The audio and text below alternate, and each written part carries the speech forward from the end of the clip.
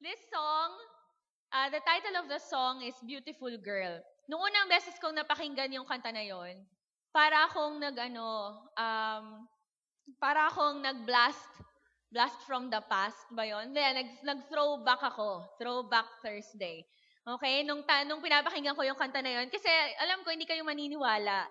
Naniniwala ako, hindi kayo maniniwala. Pero pangit talaga ako dati.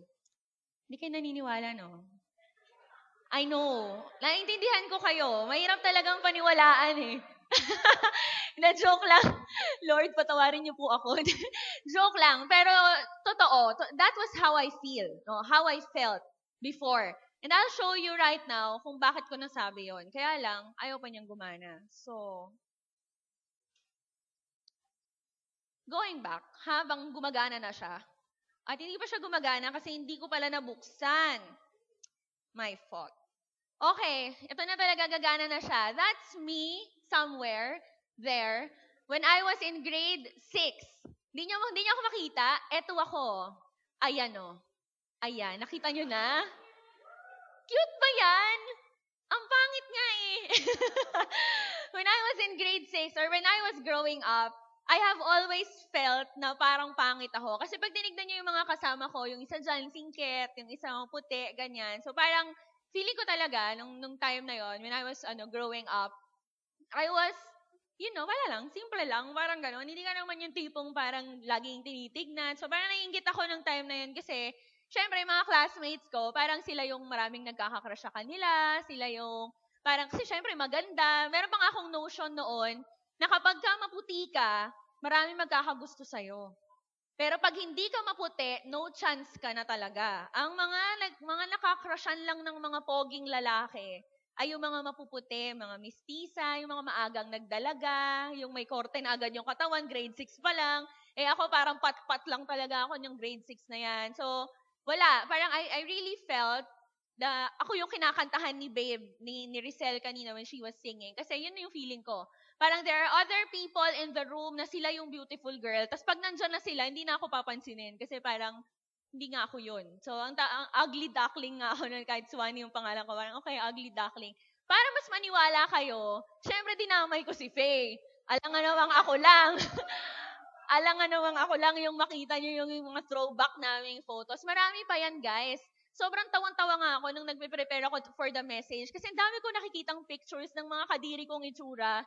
So, tingnan nyo naman yung effort ng bangs ko. Kita nyo ba? I felt really, really, really parang ugly. I wasn't happy with how I looked like when I was growing up. Kasi parang yun nga, ang dating sa akin, yung mga tao lang na mamahalin ng mga tao ay yung mga tao na maganda o nagwapo siguro sa case ng mga lalaki. Pero pagka ikaw, simple ka lang, hindi ka naman yung tipong nililingon ng mga tao. Pag dumating ka, parang nahahawi yung daan dahil lahat nakatingin sa'yo. Kung hindi ka ganon, hindi ka nila mamahalin. Nobody will really, parang take the time na kausapin ka ng seryoso kasi gusto kanyang makilala. Walang ganon. Kasi, pangit ka. So parang I have grown to think na only the beautiful girls and maybe for the boys, the handsome men will be loved.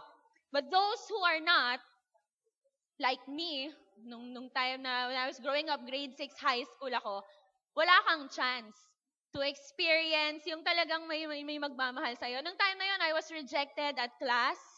Meron akong mga friends, pero hindi naman, yung parang sila kasi yung mga magaganda people. So, parang pag sumama ka sa amin, parang, ba't nandito ka? Parang, sumama sa amin. Parang gano'n. So, it was different. It was different and really, really painful nung time na yon. Feeling ko talaga parang dahil hindi ako maganda, dahil pangit ako, walang magmamahal sa akin. Alam niyo ba, ganito pa nga yung kwento niyan eh. Nung mas bata pa ako, sabi ng daddy ko, ang pangit ko daw nung pinanganak ako kasi ang itim ko. Tapos si Babe, si Rizel, yung kumanta dito kanina, sister ko siya, nung pinanganak siya, ang puti niya, mukha siyang Haponesa, na ang cute-cute kasi ang taba-taba ng mukha, ganyan. So, nung time na nung wala pa siya, sabi ko, siguro kaya mas favorite nila yung isa kong pinsan sa family namin kasi lalaki naman siya, ako babae ako, okay lang yan. So, siguro, ganun talaga kasi lolo, syempre, favorite niya, lalaking apo. Pero nung pinanganak yung kapatid ko, dalawa na kaming babae, favorite na nila siya. Ba't ganun? Isip ko, alam ko na. Maputi kasi siya. Tsaka alam ko na talaga, maganda kasi siya. Sige. Okay, so simula nung bata ako, lumaki na ako na lahat na nakikita ko, bakit yung hindi niya pinansin yun? Maputi kasi yun. Ito, lagi nang ganun yung conclusion ko sa lahat ng nangyayari sa paligid ko. Ito pa, meron akong crush nung grade 6. Sabi niya sa akin, crush niya ako. Di crush kaming dalawa, no? Crush kami. Tapos nakita ko siya, kasama niya yung isang classmate namin. May dala-dala siyang siomay, yung 4 yun, di ba? Ay, hindi. Ano yun? Yung fishball, squid ball. Dala-dala niya 2 ganyan. Tapos yung girl, may dalang gulaman. Tig-isa din sila. Tapos parang ako, akala ko ba, crush niya ako. Bakit ganun? Sa isip ko, maputi kasi siya. Okay. So, yun na. Parang ganun na lagi yung conclusion ko about it. Na yung mga magaganda, yung pogi, kayo lang ang pwedeng mahalin sa earth. Yung mga pangit, yung mga hindi naman maganda, yung mga may pimples, nung unang beses ako tinubuan ng pimples, sa gitna talaga, katapat nito, dito. So parang sabi ko, ano ba to? Ang sagwa naman. Parang, Lord naman, pwede namang dito. Yung mga dyan nakatago, matatago sa banks, dito siya talaga. So parang, I really felt that way nung time na yon. So, kasi di ba pag iniisip mo, parang hindi normal na yung isang babae, kunyari, nakakita na ba kayo ng pangit na babae? Yung totoo lang. Okay lang naman, guys. For the sake of discussion, hindi naman tayo manlalait. Pero yung mga babae o mga lalaki na hindi naman masyadong kagwapuhan o kagandahan, parang hindi normal na makita mo sila na kunyari may boyfriend o may girlfriend. Tama ba? O ako lang yon? Tingin ko lang ba yon o kayo din? Ayaw nyo lang aminin. Parang hindi normal na kunyari kung isang babaeng hindi naman maganda, sobrang gwapo nung boyfriend niya. Para namang may mali naman doon. Parang true love. True love talaga. Kasi, di ba, nilagpasan yung physical appearance. Talagang sobrang mahal na mahal niya siguro yon. Ganun ang normal nating thinking. Kaya nga, kilala niyo ba si Janine Togonon? Yung Miss Universe, first runner-up. Si Janine Togonon, may boyfriend siya dati. Si JP Santos yung pangalan niya. So, nung lumabas yan sa media, nung nanalo na siya at nalaman ng lahat ng tao na si JP Santos ang boyfriend niya, at yan si JP Santos, parang nagkagulatan talaga kasi parang ba't ganun? Anyari? Bakit ganun yung itsura ng boyfriend niya? So parang ang daming mga netizens na talagang binash talaga si Janine, tapos pati yung boyfriend. Tapos parang si Janine Togonon, hindi, mahal ko siya, ganyan, blah, blah, blah. Ano pa lang sila ng time na yun? 8 months pa lang sila nung nanalo si Janine Togonon. Sabi ng mga tao, maghiwalay din yan. Kasi syempre, iba ka na ngayon, beauty queen ka na, maghiwalay din yan kasi pangit yung boyfriend niya, ganun. Kaya nung dumating si The Script vocalist at nagkaroon ng parang si The Script vocalist at saka si Janine Togonon, yung mga tao parang naisip ng mga tao, okay, normal. Ganda, gwapo, yaman na yung pangit. Parang ganon. Kaya lang, syempre, medyo nagkaroon ng issue dyan kasi yung breakup nila ay masyadong controversial. Pero parang, nung dumating na si Danny O'Donoghue, parang, na siya, parang, okay, sige, kasi maganda siya, gwapo siya. So, di ba, parang si Danny, anong gagawin ko? What can I say? Di ba? I'm Danny. So, parang, gwapo ako. Ako na talaga. Parang ganyan. So, sila, yung ganyang sitwasyon, yun yung parang maiisip mo, okay, normal. But if you don't look like these people, it's different for you. So, kung ang mga minamahal lang at mga, parang pinapansin lang, lagi lang nakakahanap na, o nabibigyan ng atensyon ay yung mga mas maayos ang physical appearance compared to others. How does that make us feel? Ano ang epekto nun sa'yo? Siguro ngayon, habang nagsasalita ako, natatawa-tawa kayo dyan. Pero naaalala nyo na minsan sa buhay nyo, naramdaman nyo to. Hindi ko natatanungin, para hindi halata, kunyari, wala kayong feelings. Okay? Kunyari, talagang nung pinanganak kayo, alam nyo na, pogi ako. Kahit anong mangyari, pogi ako. Para si Zep. Di ba? Yan talaga ang paniniwala ni Zep sa buhay niya, na pogi siya. Okay, fine. So, kunyari, iba naman pinanganak kayo, maganda ako talaga. Talaga, kahit hindi ako maputi, maganda talaga ako. Okay, fine. But for ngayong sa pag-uusapan natin ngayon, ang question ko, how does that make you feel? When you don't look as good as the people you see on the television. If you don't look as good as the pictures na nakikita mo sa posters, sa billboards, sa magazines, or doon na lang mismo sa classroom. Kung hindi ka kasing ganda nung pinakamagandang batch queen sa batch nyo. Kung hindi ka kasing pogi nung MVP ng basketball team. Eh di, ano na mangyayari? How do you feel? How will that make you feel?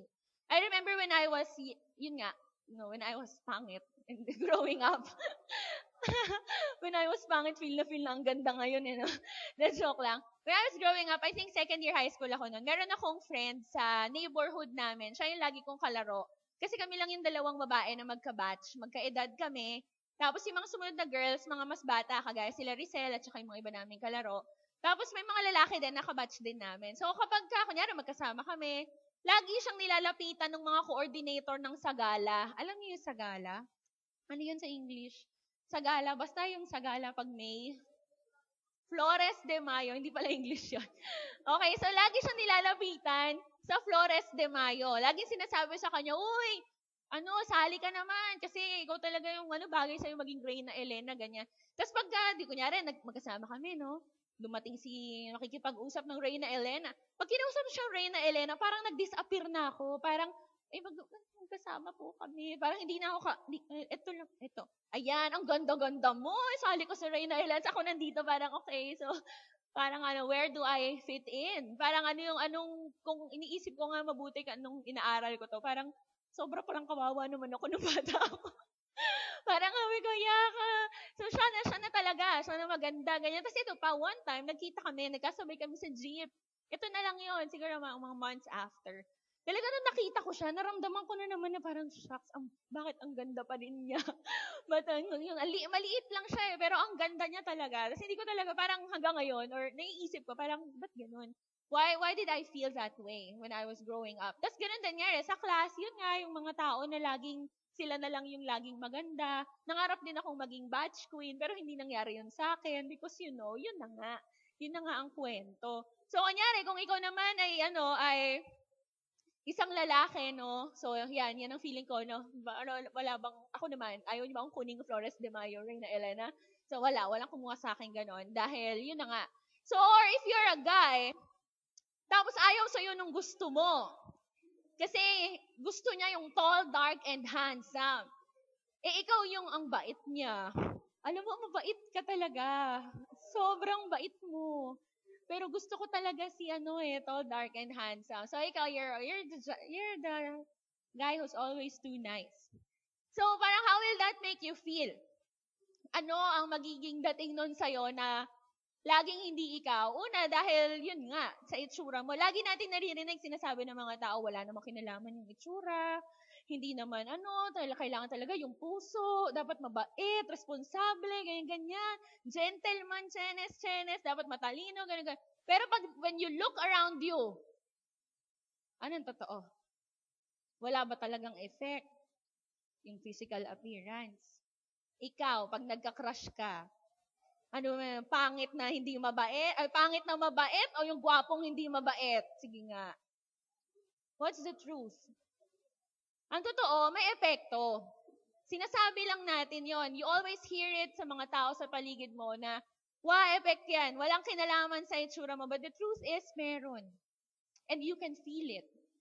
Nakikita mo yon, nakikita mo siya, napuprove siya ng experiences mo, tapos parang ikaw din parang isip mo, oo nga, bakit nga ba ganun? So, ano nangyayari? We tend to feel bad about ourselves kasi in comparison to all of these people who are good-looking, feeling mo, fail ka. Hindi ka umaawa. Epic fail ka. Kung ito yung parang, hanggang dito sila, ang ganda nila, hanggang dito ka lang. Kahit anong mangyari, wala, hanggang dyan lang. Untog-untog ka lang dyan, hindi ka talaga umaangat. So what do? We do everything. We try to do everything para magbago yon. Papagupit ka, di ba? Pag sa mga lalaki, magbubuhat ka para lumaki ng konti yung katawan mo. Makita niya, nagkamali siya. Akala niya, na ganun-ganon. Papakita ko sa kanya, hindi totoo yung iniisip niya. Ganyan-ganyan. So parang alam niyo ba yung may isa ako napanood na movie before, sobrang taba ng lalaki. Tapos pinagpalit siya ng girlfriend niya doon sa isang boging mapayat. Ang ginawa niya, nag-diet siya to the max. Hanggang sa siya ay pumayat at nakuha niya na yung babaeng gusto niya. So some of us, we think ganun yun. Parang in order to feel loved, not just by somebody special, but also your friends and your family. Siguro may kapatid ka, mas maganda siya, so siya na. 'Di ba? May kapatid ka na siya yung mas maayos ang itsura, tas di sige, siya na yung paborito.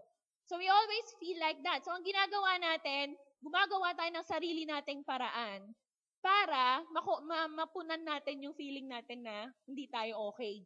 Kasi nafe-feel mo parang wala eh. Bakit ganun? Parang you tend to hate yourself because of how you look. And because parang kahit anong mangyari, hindi mo na mabago. So, sige, susubukan mo pa rin. Magpapagupit ka, magpapakulay ka ng buhok, bibili ka ng makeup, titignan mong mabuti sa internet, ano ba yung in na suot ngayon? Ano ba yung mga suot ni Daniel Padilla? Parehe. So, sige na nga, parang patok yung forma niya eh. Kahit na ayoko sa kanya, tignan ko na nga rin. So, titignan mo, ganyan. So, you try everything. So, ang gagawin mo, parang, okay, sige, tignan natin. So, tapos pag kunyari, medyo maayos na yung itsura mo, no? Gagawin mo, picture mo yung sarili mo. Picture, selfie ka, shot, picture. O, di ba? O kaya minsan sa salamin pa, yung nakatayo ka dyan, tapos ito yung cellphone, tapos, yan, okay, picture. Tapos, ano gagawin mo sa picture? Po-post mo ngayon. Tignan natin. Pag marami nag-like dito, ibig sabihin effective. Pagka konti lang, baka hindi masyadong effect. So, post mo ngayon sa Facebook, di ba? Tuwan-tuwa ka sa itsura mo. So, parang, di ba, hindi ka naman magpo-post ng picture na hindi ka natuwa eh. Di ba? So, ang ipinopost nating photos on Facebook, yung feeling mo, okay yung itsura mo doon. Parang, uy, ang ganda ng ngiti ko dito ah. Galing talaga ni Jenner mag-picture. Talagang nakuha niya yung angulo ko. Sige, post ko to. Okay, post. So, ngayon, you wait. Ang tagal, wala pa rin nagla-like. Ano ba to? Ba't ganun? Sige, log out na lang ako, log out. Pero habang naka-log out ka, iniisip mo pa rin, may nag-like na kaya dun sa picture ko? Ilan na kaya sila? Ano kaya ang sabi nila? May nag-comment kaya? So, naka-log out ka sa PC, check mo sa phone. Para hindi masyadong halata. 3 pa lang ah. 12 hours ago ko na pinost. 3 pa lang. Ba't ganun? So, why? Why? Dahil yun na nga, parang we're craving for attention. Alam niyo, meron akong nakilala, hindi kami close si Kylie Bisuti. Kylie, if you Google her on Google, if you search her on Google, malalaman niyo na si Kylie Bisuti is a Victoria's Secret model before. Okay? Ano siya, as in yung ramp, modeling, sexy girl, and all that. Tapos, naging Kristiyano siya. She left the modeling world. Tapos gumawa siya ng libro. Yung title ng libro, sinulat niya ang pangalan, I'm No Angel. Kasi ano siya, Victoria's Secret model. Victoria's Secret Angel model. Parang gano'n. So gumawa siya ng book, ang title ng book, I'm No Angel. Meron siyang sinulat na blog related to this. Ito yung sabi niya, hindi niyo naman nababasa dyan, so nilakihan ko para sa inyo. Okay, sabi niya, this was my struggle.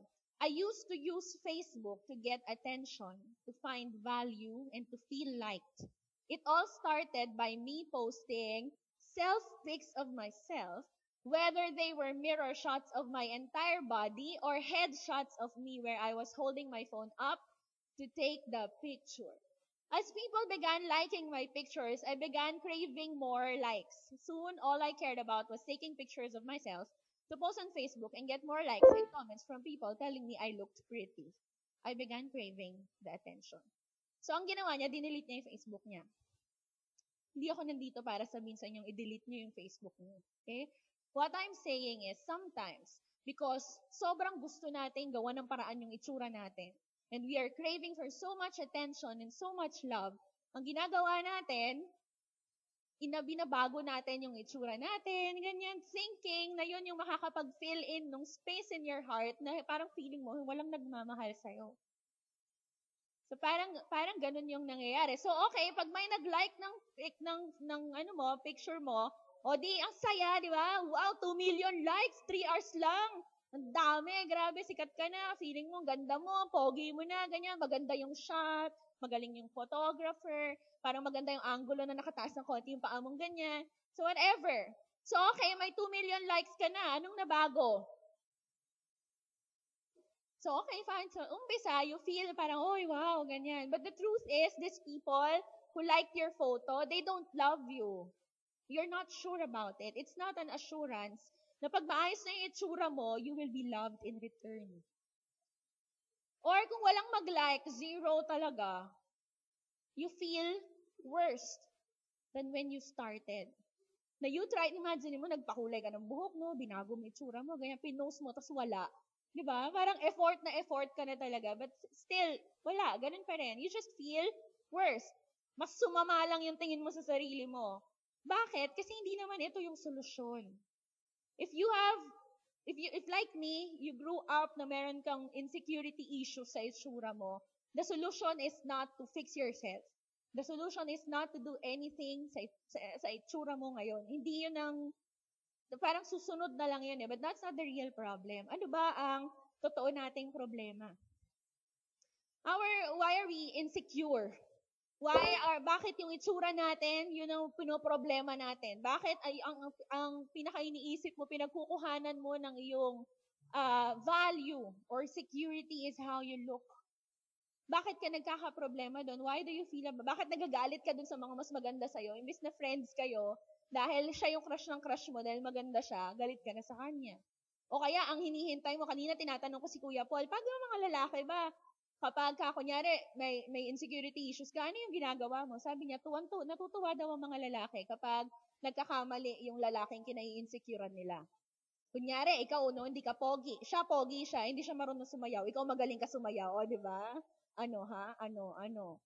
But pogi ka lang, pero wala kang kayang gawin. Parang ganun ang dating eh. Pero why? Bakit? Ano ang problema natin? Bakit ganito yung nangyayari? Bakit tayo always in search for attention through yung physical appearance natin? I believe na ang mali, listen to this, young people. I believe that the problem lies in how we see ourselves. Kasi yung tingin natin sa sarili natin, base sa standard ng mundong ito. Kung ano sinasabi ng media na maganda, kagaya ko, sabi ng media maganda maputi. So okay, di yung maputi, kayo maganda. Pag hindi ka maputi, hindi ka maganda. Kung ano yung sinasabi ng mga, kung ano yung nakikita mo around you, kung ano yung dinidictate ng world, doon mo tinitignan yung sarili mo, parang may standard, tapos tinitignan mo, abot ba ako? Parang di ako abot Ibig sabihin, pag di ako abot, I feel bad about myself, kasi bakit ganun? Bakit sila parang long, straight hair? Bakit ako talagang magulo lang talaga yung buhok ko? Hindi ko na alam kung anong gagawin ko dito. So parang yun yung nagiging standard natin. Instead of looking to God, yung standard niya para sa atin. Kung ano ba yung tingin ni Lord sa'yo. Ang nagiging kasi yung tingin mo sa sarili mo. Yung tingin sa'yo ng, parang tingin mo sa sarili mo base sa sinasabi ng mga tao o base sa nakikita mo around you. So, yung tingin ni Lord sa'yo, hindi mo yung tinitignan. Ewan ko sa inyo, pero yun ako. Ganun ako. When I was growing up, I was doing everything. Bumili pa nga kami ng roller brush na umiikot na ganun para maayos ko lang yung buhok ko ng sobrang ganda. Because I thought, yun ang dapat kong gawin. To feel good about myself, I have to look good. That's what I think. But that's not what God thinks. Later ko na lang siya na-realize. So tonight, I believe na ito yung message ni Lord para sa atin. The solution dito sa problema natin of insecurity sa ating mga pagmumuka is not our muka. It's not your itsura.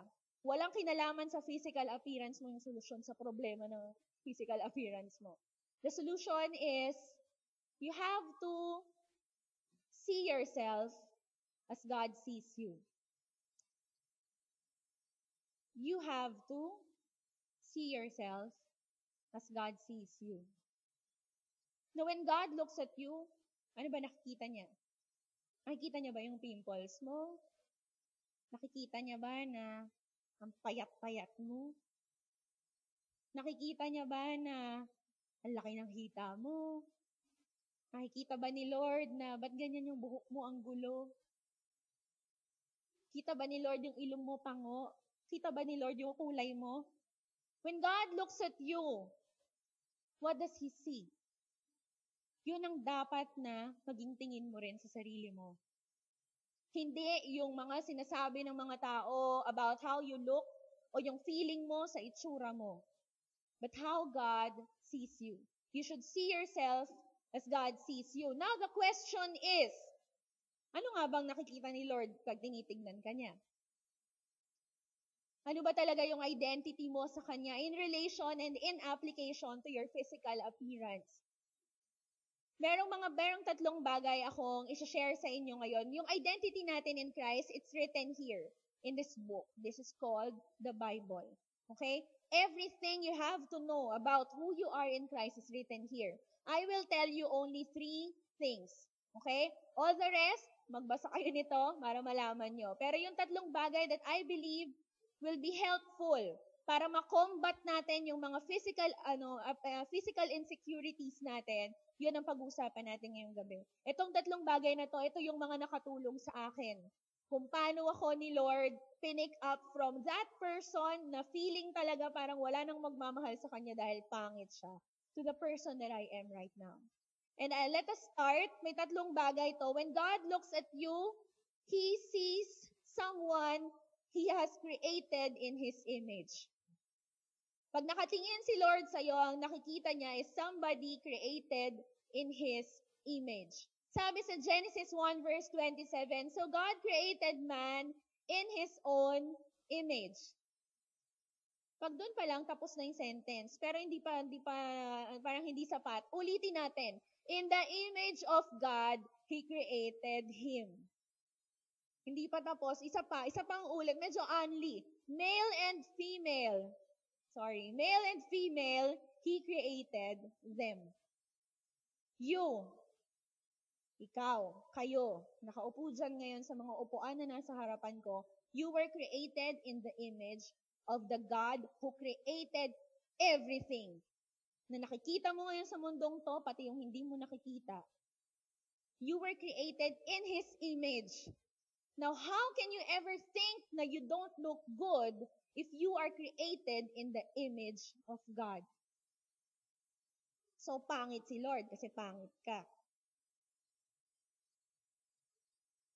So, walang magmamahal kay Lord kasi walang nagmamahal sa'yo. You were created in the image of God. When I realized this, at the point of my insecurity, nung high school ako, because I was so insecure with myself, the Lord had to do something in my life to tell me na, hello ka dyan. I created you in my image. How can you ever think na you're not good enough? How can you ever think na you don't look good? Si Lord mismo, yung itsura mo, siya na gano'n yan. Parang, dito natin lagyan ng tenga. Lagyan natin ng ganitong ilong, ganyan. Everything. The Lord, siya talaga nag-design sa'yo. You were created in His image. When He looks at you, ang standard niya, pag nakikita ka niya, I created this person in my image. Hindi kagaya ng tingin mo sa sarili mo pag nakatayo ka sa salamin. Ano ba ito? Ang laki naman ng ko, bewang ko. Ba't naman meron akong mga taba dito? Ano ba naman? Puro ganon. But when the Lord looks at you, He sees somebody na He created. In-effortan niya na i-create in His image. Next, you are born of God. When the Lord looks at you, He sees somebody who is born of God. Sabi dito sa John 1 verse 12 to 13, yet to all who did receive Him. Sa lahat nga ng nag-receive kay Christ as your personal Lord and Savior, raise your hands. Everybody, one more. Why are you shy? Everybody who received the Lord as your personal Lord and Savior, raise your hands. Okay. Baba. Kung nagtaas ka ng kamay, pakinggan mo to kasi para to sa'yo. Ikaw ang kausap. Yet to all who did receive Him, to all, walang exempted, lahat ng nag-receive kay Jesus Christ, to all who did receive Him, to those who believed in His name, lahat ng believing in His name, raise your hands. Okay, kasama kayo dito. He gave the right to become children of God. Children born not of natural descent, nor of human decision, or a husband's will, but born of God. When God looks at you, He sees His child. Just like a father, pag tinitignan niya yung anak niya.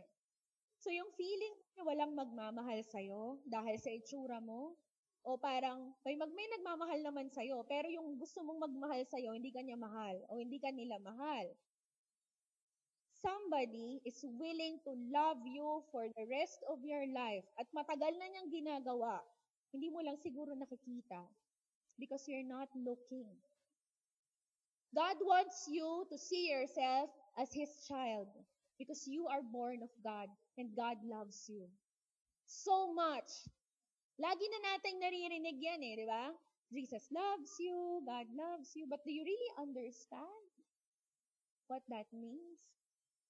And the Lord loves you so much, enough for Him to die, para lang sa'yo, para lang hindi mo maramdaman na walang nagmamahal sa'yo, namatay siya. Para malaman mo na merong nagmamahal sa'yo, kahit di ka mahal ng mga tao sa paligid mo dahil sa itsura mo, may nagmamahal sa'yo. And that is the Lord. And when I realized this, naisip ko, ano ba to? Why am I so concerned with how people loves me because of my itsura?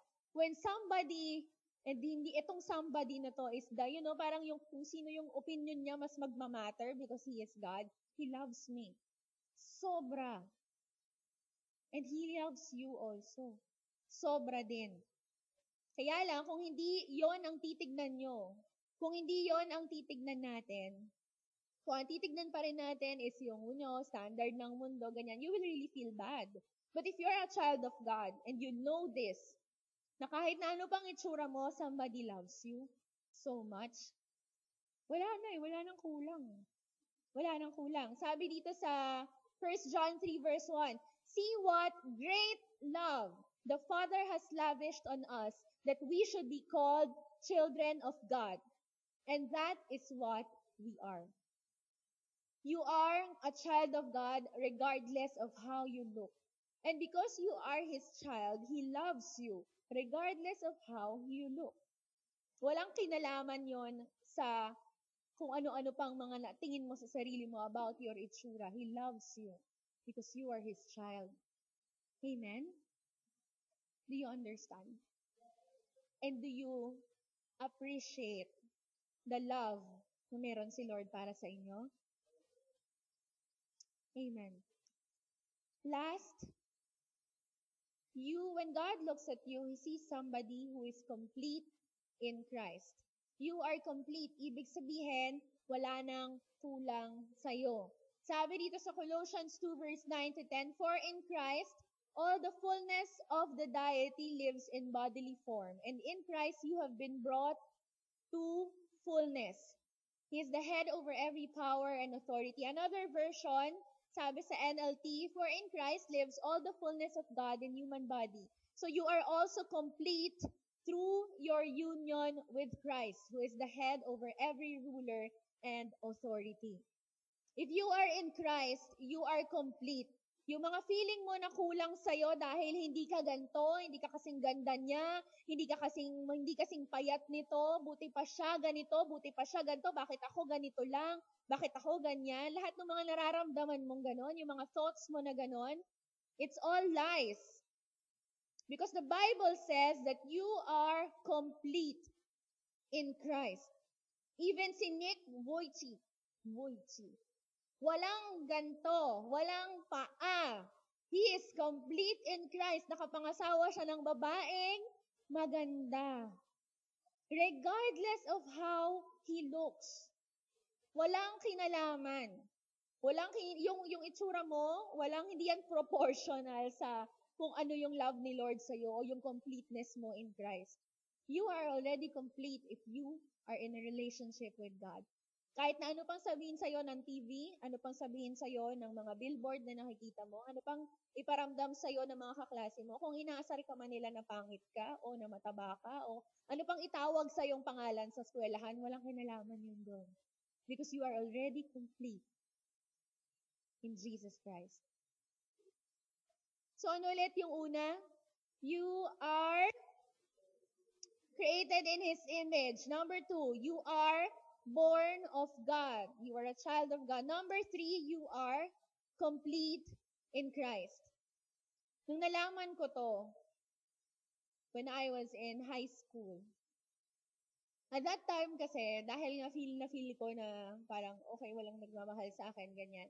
The first guy who ever told me na mahal niya ako o na nagagandahan siya sa akin, I fell for him. Kasi syempre, di ba, marang tagal kong naghintay na may magsabi sa akin na maganda ako. So, andito na siya. Hindi ko na pwedeng pakawalan to. Talagang ito na to.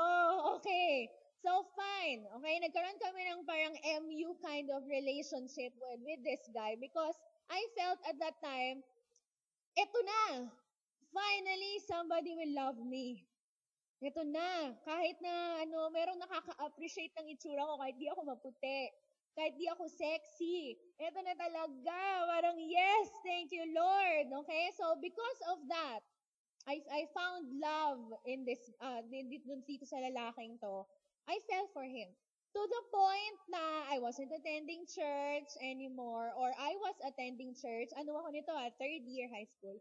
Attend ako ng church, pero nakaupo lang ako dyan sa likod. Minsan dun sa likod na likod. Minsan dun sa madilim, yun, dun, yan. Nakaupo lang ako dyan. Pero wala, I wasn't here. I was thinking about him. Ay, grabe. Pero na talaga nagsabi sa akin na maganda ako, naka-appreciate sa akin. Hanggang hindi ako makatulog, kakaisip ko na may naka-appreciate ka sa akin, ang ganda ko, ganyan. Parang ganyan, parang as in feel na feel ko. Alam niyo kasi kung bakit? Kasi ano siya, CAT officer siya. So, sinasabi niya sa lahat ng mga kadete na nakapila dyan sa buong gym, isisigaw niya talaga na ang pinakamagandang babae sa balat ng lupa ay ako. Paano ka ba naman hindi, di ba? Parang ano ba yan? Yung mga dati nga parang secret lang. Oy, crush kita, tayo lang dalawa may alam. So ngayon, parang okay, let's go public. Okay? So nung time ngayon, talagang grabe. So I really found love in this guy. Kasi alam mo yung totoo, kaya mo lang naman gusto may maka-appreciate sa itsura mo dahil gusto mo may magmahal sa iyo. Hindi naman yung totoo dun eh. Hindi naman dahil gusto mo maganda ka, pogi ka, gusto mo may maka-appreciate sa'yo. So, nung ito na siya, parang yes. Okay, so third year ako noon, fourth year siya. Nag-graduation. Gumraduate siya, nag-fourth year ako. So, di parang naisip ko, okay, fine, parang saya ko lang, somebody appreciates me, okay. Tapos, mga maya-maya, mga June, no, pasukan na niya, okay lang. July, medyo konti na lang yung text niya.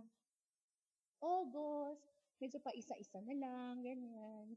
September, ganyan. Hanggang sa natapos yung first sem, nag-message siya sa akin sa Friendster. Yuck, Friendster.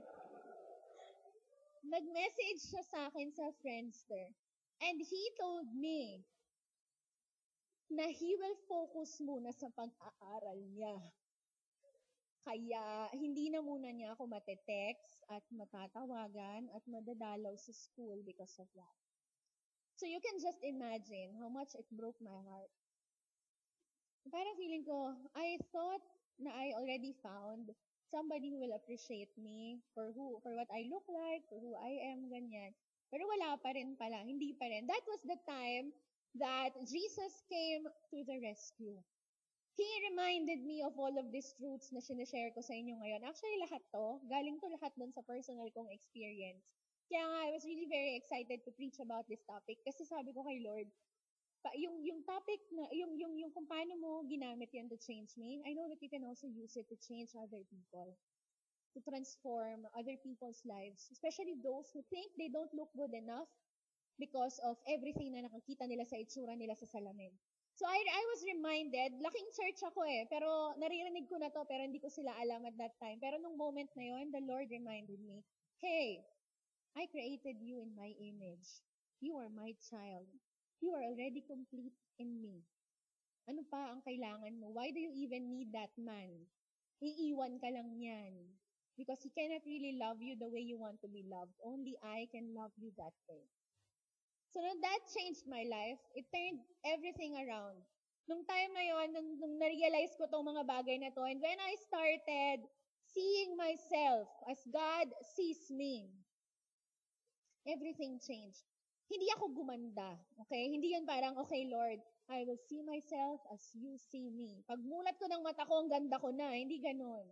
Pero it changed something in me inside when I realized na hindi ko kailangan i-prove sa mga tao na maganda ako. No, hindi ko kailangan makipagsabayan doon sa mga batchmates ko na sila na talaga yung parang barkada ng mga good-looking girls. Nung na-realize ko na hindi ko kailangan magpaganda para may magkagusto sa akin, na-realize ko, parang I'm complete already because God loves me. And I believe na yun din yung gustong sabihin ni Lord sa ating lahat ngayon. Gusto niyang sa malaman mo na kahit na anong gawin mo, you can never change the fact na yung itsura natin ngayon, yan na yun. Yan ang binigay ni Lord sa'yo because He will use it for a purpose. Kahit yung itsura mo, may purpose yan. O, di ba? Kala mo, ganyan-ganyan lang yan. May purpose yung itsura mo. Ba't ganyan yung ilong mo? Bakit ganito yung mukha mo? Bakit yung una kong pimple sa gitna? Di ba? Ang purpose ng una kong pimples, para pala i-illustrate ko sa inyo ngayon habang nagtuturo ako. Di ba? Pero nung time na yon, anong pakialam ko doon? Alam ko lang pangit yun kasi pimples, first time sa gitna. Pero ngayon, the Lord is using even that sad experience of my life when I felt really bad about myself to tell every one of you His word of hope. Now, if you look at yourself as God sees you, things will be different. If you look at yourself sa kung paano ka tinitignan ni Lord, na when He looks at you, He sees somebody He created, He sees somebody na anak niya, He sees somebody who's complete already, not lacking anything. When you look at yourself, the way that He looks at you, things will change. And your beauty, girls, you don't need to, parang change how you look and whatever so that guys will like you. You are loved by the greatest guy in the world. Ano pang problema mo? What else is lacking in your life? And for men, hindi kailangan lahat kamukha ni Piolo Pascual. Gusto niyo ba maging kamukha niya? Hindi lahat na, you don't need to look hunky and cool. Hindi mo kailangan gumastos ng bongga, makabili ng mga magagandang damit to look good. Mag-ukay-ukay ka lang, makakahanap ka, di ba? You don't need to do everything to feel good about yourself. You are already loved in Jesus' name. Somebody is deeply, deeply, deeply in love with you. You just don't realize it. So you go through all the trouble of, parang doing everything to feel good about yourself. Hindi na pala kailangan. May nagmamahal na pala sa'yo. And because God, the one who is in control, is the one who loves you so much, siya rin ang magdadala sa buhay mo ng mga tao who will also love you for who you are, regardless of your itsura. So let's say this together. 1, 2, 3. See yourself as God sees you. Sabihin mo sa katabi mo. Sabihin mo sa nasa likuran mo. Sige, huwag kang mahiya. Sabihin mo na. O, ngayon sabihin mo sa sarili mo. Sabihin mo sa sarili mo.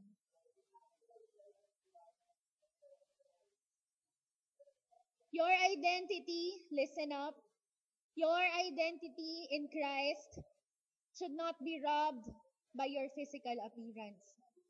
Huwag mong ipanakaw sa itsura mo o sa tingin mo sa itsura mo yung totoo na mahal ka ni Lord, na namatay siya para sa'yo, na gagawin niya lahat, na ginawa na niya lahat to complete you and to make you the person that He wants you to be. Yung itsura mo, mababang klaseng standard yan kung yan ang standard mo of who you are. Your standard should be who you are in Christ. Amen? Amen? Let me share to you one last thing, but something is happening. Okay, sabi sa Proverbs 31 verse 30, charm is deceptive and beauty is fleeting. Charm is deceptive, ibig sabihin, joke time daw yung charm, okay? Nanloloko lang yan. Beauty is fleeting, nawawala, but a woman who fears the Lord is to be praised. If you want to be beautiful, kung meron kang pagkakabisihan para maging maganda ka, wag yung itsura mo. Wag yung mukha mo, wag yung buhok mo. Fear the Lord. That will make you beautiful. Amen, girls? Amen? A woman who fears the Lord is to be praised. Para sa mga kalalakihan, I found a website. You can search it. Parang King, parang gano'n. Nakalimutan ko yung mismong eksakto. Pero meron silang True Manhood series. True Manhood. Di ba uso yun? Parang ang tunay na lalaki, hindi umiiyak. Ang tunay na lalaki, hindi nakikialam sa damit. Yung parang Code 45, di ba? Parang, bakit mo? Parang pwede. Ang tunay na lalaki, ganito. Ang tunay na lalaki, ganyan. Ang tunay na lalaki has a personal relationship with God. That will make you pogi. Meron libro sa OMF. Meron kami nakitang libro dun sa book fair. The title of the book is Real Men Are Pogi. Okay? How do you become pogi? Guys, it's not dependent on your Daniel Padilla haircut or something. It's not dependent on your new shoes. It's not even dependent on your weight. Diba? Yes! Kahit mataba ka, pogi ka pa rin. Tsaka si Zep, tsaka lahat kayo. Okay? Kasi may relationship kayo kay Lord. That will make you pogi. Bottom line of everything, because you are loved by the Lord and He sees you like that, love mo siya. Give it back. Look at the Lord. Look at yourself as how God sees you. Tapos i-fix mo yung eyes mo sa Kanya. Kasi siya lang magdidikta kung sino ka. Not yourself in the mirror. Amen? Amen? Sabihin natin ulit all together. 1, 2, 3. See yourself as God sees you. Okay.